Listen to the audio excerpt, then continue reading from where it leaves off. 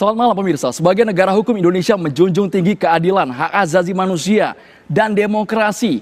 Posisi hukum dalam kerangka Negara Kesatuan Republik Indonesia sebagai Panglima dinaungi Konstitusi Undang-Undang Dasar 1945 dan Dasar Negara Pancasila. Sepanjang tahun 2019 pemirsa, bagaimana proses penegakan hukum, kemudian ada peristiwa besar, tahun politik, kita semua menghadapinya.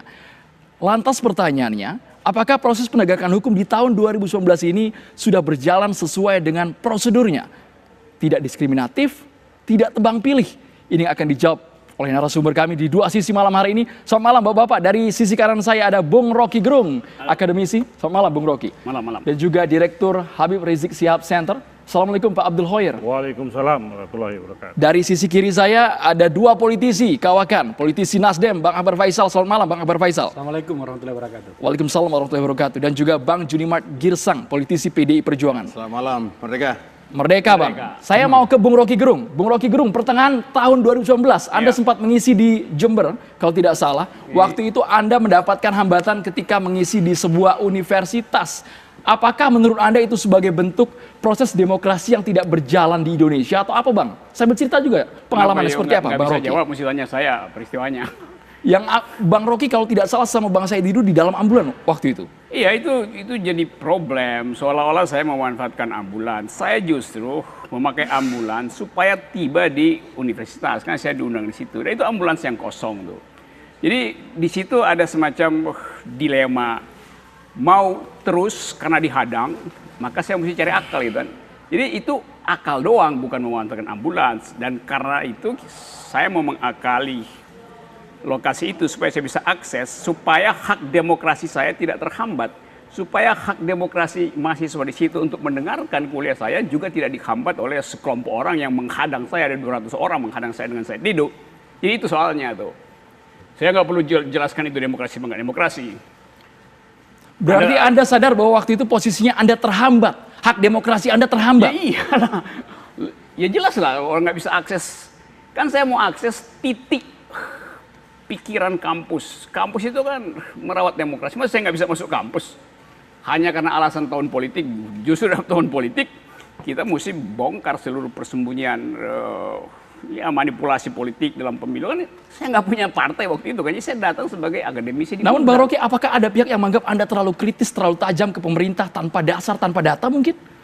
Ya nggak tahu, saya nggak peduli pihak mana itu. Nggak penting buat saya pihak. Yang penting hak saya untuk bicara tidak dihalangi oleh kekuatan manapun. Apalagi bicara di kampus. Forum ilmiah diundang resmi oleh universitas. Baik. Dan sampai sekarang masih berlaku. Beberapa bulan lalu juga saya masih dihambat ke Aceh, ke Padang, ke Palembang. Ketika pemilu udah selesai, hambatan itu masih ada. Jadi itu tanda tanya besar. Apa yang terjadi sebetulnya? Baik, Bang Akbar Faisal. Bung Rocky Gerung merasa bahwa hak demokrasinya terhambat. Bukan saya bahkan merasa. Sampai sekarang gitu ya, Bang Rocky ya. Sampai pasca Pilpres juga Anda merasakan itu sendiri, Bang Akbar Faisal. Saya berada bersama dengan Pak Rocky kalau urusan seperti itu. Bagi saya pribadi soal berbicara pada saat kita mengagungkan yang namanya kita negara demokrasi kedua terbesar bahkan gitu ya, tapi masih ada yang seperti itu, saya mengatakan bahwa saya tidak membenarkannya. Dan saya ikut memprotes apabila Pak Rocky ya, orang yang sangat kritis, bahkan kadang-kadang melelahkan kritisnya itu, tapi menurut saya tidak boleh dilarang seperti itu. Persoalannya adalah, apakah kemudian benar itu pelarangan atau sesuatu yang dilebih-lebihkan. Saya tidak terlalu tertarik untuk membahas itu. Tetapi kalau ternyata itu adalah poin yang dipersoalkan, saya katakan saya tidak pernah setuju. Bukan hanya kepada Rocky, kepada siapapun. Yes. Yang persoalannya adalah kita, apakah kita cukup mampu untuk mempertanggungjawabkan apa yang kita katakan.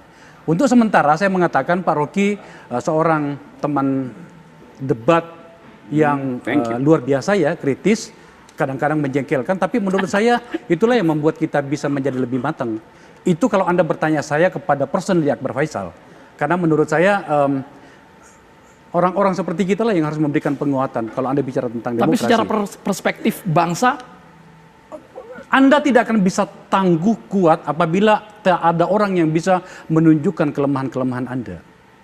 Rendra mengatakan sesekali keluarlah dari rumahmu untuk melihat lubang-lubang yang mungkin tidak kau lihat dari dalam rumahmu. Rocky adalah orang yang bisa melihatkan barangkali bahwa apakah itu murni karena dia melihat lubang itu atau dia ingin membuat-buatnya, biarkan publik yang menilainya. Sebab kita juga tidak akan mau lagi dianggap orang bodoh untuk mengatakan orang ini cerdas beneran apa tidak. Saya jujur mengatakan bahwa pada beberapa bagian saya menikmati perdebatan dengan Rocky. Kecuali pada beberapa bagian yang menurut saya terlalu jauh ya. Tapi itulah demokrasi. Kalau Anda bertanya saya soal itu. Baik, Bang Junimat, catatan Anda, catatan proses penegakan hukum sepanjang tahun 2019 ini. Ya, yang pertama tentu saya harus sampaikan bahwa demokrasi itu adalah milik rakyat ya, milik rakyat, dan tentu karena itu milik rakyat, semua hak mengulangkan pendapat, ya hak berekspresi diatur oleh undang-undang. Ini dulu, poinnya ini dulu ya. Nah, ketika hak demokrasi tersebut disalahgunakan dalam arti penyesatan atau provokasi, maka ini harus dilarang. Perintah undang-undang begitu. Ya, itu perintah undang-undang. Yang kedua, kalau disebutkan tadi mengenai Bung Rocky, saya hanya bisa menangkap sepintas, saya tidak ikuti masalahnya, ambulans atau apapun itu. Yang saya tangkap ada alasan dari aparat penegak hukum. Mungkin pada waktu itu yang Bung Rocky tidak paham, tidak tahu atau tidak sadar bahwa setiap statement dia itu ya bisa melukai rasa anak bangsa misalnya.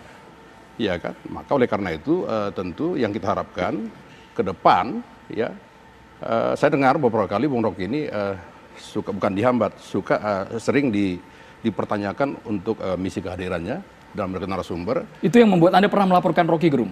Bukan. Maksud saya sebaiknya Bung Rocky itu melihat ke depan secara cerdas dan santun, ya. Yang pertama, yang kedua, ini kan diskusi di sini. Oke.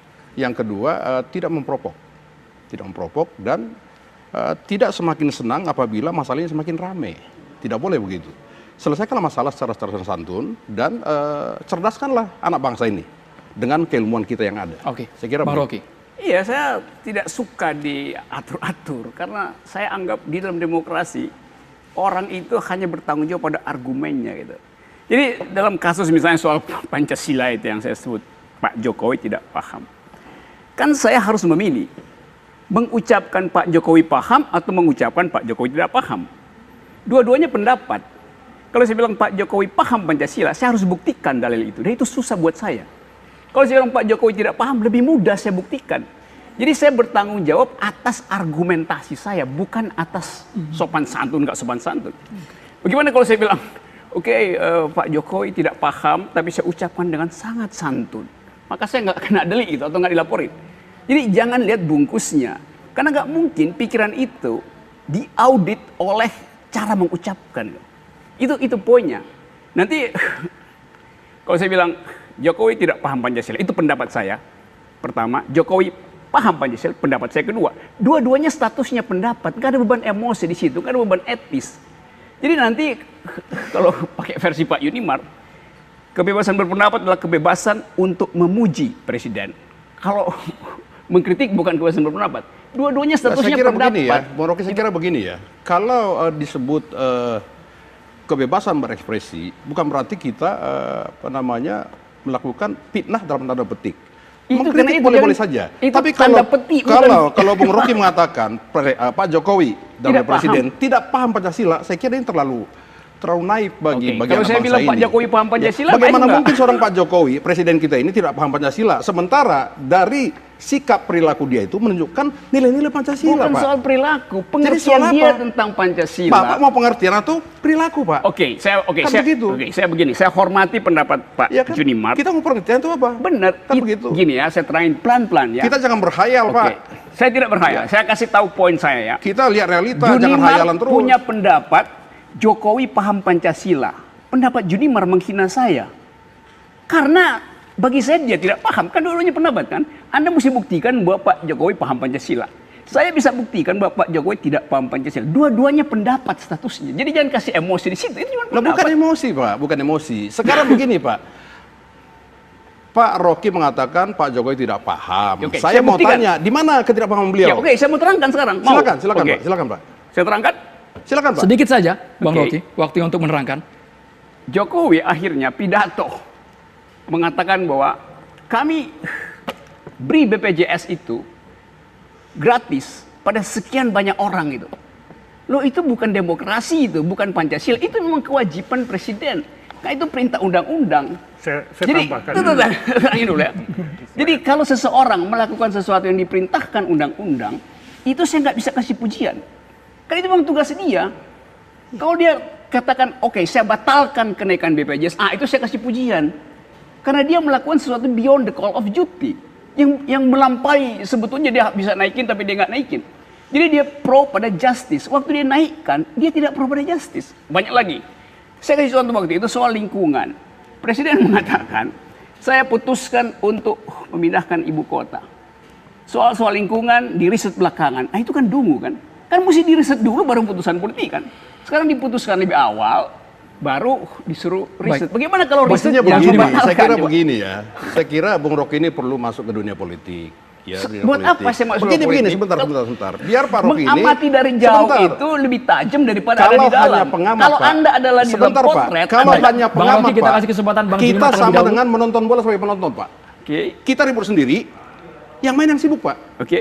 Itu pengamat, Pak. Maksud Bang Yang saya Sudirman pahami. kalau di dalam bisa ikut memperbaiki, membenahi yang ada di dong, dalam. Masuk dong, ayo dong. Masuk ke dalam. Itu kalimat yang betul, memperbaiki. Berarti ada Kalau kesalahan memang di itu dalam ada. itu. Tidak saya bilang itu. Buat apa Ya, saya masuk? Kalau memang You bilang tadi sebentar, memperbaiki. kalau Pak Rocky mengatakan ada yang kurang tidak baikan, masuk silahkan. Pak Oke. Gimana Abdul kok kurang Ya. perbaiki itu? Pak Abdul Hoyer. Begitu, Jadi Pak. dia akui ada Jadi jangan berhayal kita ini, Pak. Ada Semua kerusakan di fiksi nanti, dalam. Pak. Karena itu poin pertama. Tidak bisa, akui Pak. dulu ada kerusakan di dalam. Nggak baru bisa. undang orang perbaiki. Kan Kita itu nggak bisa saja. berfiksi-fiksi, Pak. Bagaimana? Kita bicara realita.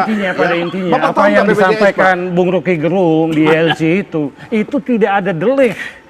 Itu bukan akte serius. Pancasila itu tidak dapat orang mengatakan seseorang itu tidak Pancasilais, itu kena delik.